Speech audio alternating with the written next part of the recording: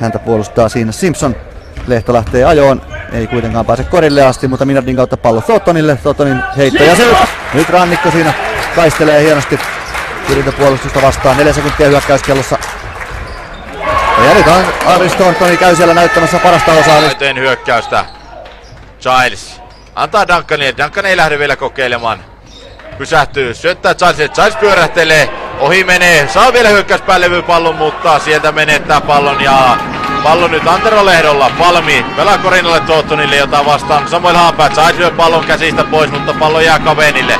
Lehto ei anna Williamsille, antaa Thorntonille. Giles torjuu hänet, mutta pallon käsistä pois. Lehto lähtee haastamaan Thornton. 3 sekuntia heittokellossa aikaa, nyt joutuu Thornton heiton ottamaan ja se menee sisään.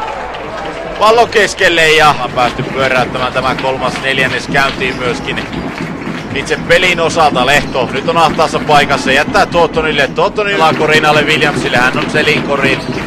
Käännähtelee, lähtee haastamaan Barrettia. Tämä nostoyritys menee ohi, pallo kuitenkin Thorntonin. Lehto lähtee ajamaan ja nostaa Gilesin yli, mutta ei osu koriin tämä heitto.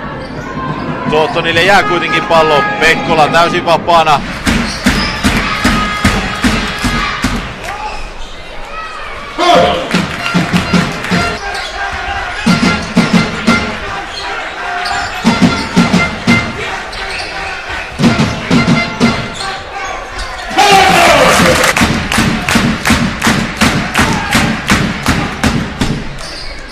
William.